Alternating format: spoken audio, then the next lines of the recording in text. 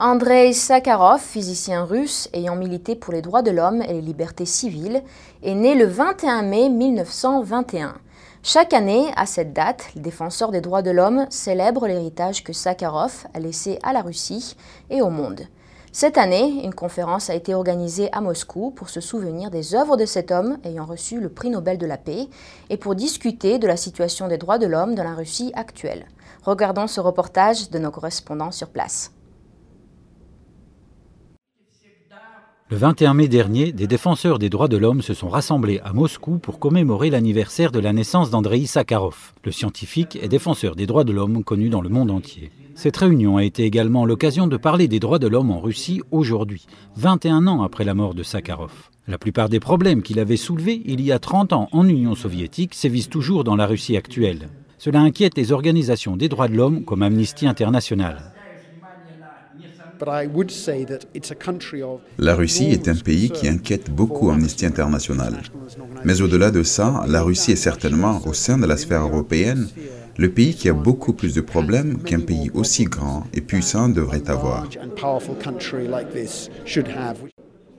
Selon la Maison de la Liberté, la Russie est classée depuis 2004 comme un pays non libre. Et selon Reporters sans frontières, en 2010, elle était classée 140e sur 173 pays en termes de liberté de la presse. Les problèmes clés dans le domaine des droits de l'homme ont été discutés entre les activistes russes et les représentants du gouvernement.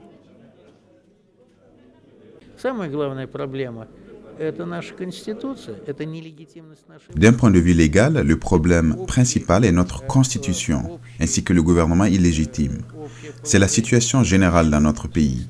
Nous ne sommes pas un pays régi par la primauté du droit. Il n'y a pas de primauté du droit ici. La modernisation est avant tout la modernisation de la relation entre le gouvernement et les citoyens. Dans ce domaine, il y a un énorme fossé, un fossé infranchissable actuellement. Le directeur du Conseil des droits de l'homme auprès du président russe affirme que l'origine des problèmes actuels se trouve dans le passé totalitaire du pays. Nous ne pouvons simplement pas surmonter ces problèmes que l'ancien système totalitaire a créés pour nous. Il est important de dépasser cela, d'entrer dans une phase de développement moderne. Nous serons alors victorieux à la fois dans la modernisation et la démocratie. Sakharov est connu internationalement pour sa défense active des droits de l'homme. Dans les années 1960, il a activement défendu l'arrêt des essais nucléaires et a contribué au traité de non-prolifération des armes nucléaires. À partir des années 70, il est l'un des dirigeants du Comité pour la défense des droits de l'homme en URSS.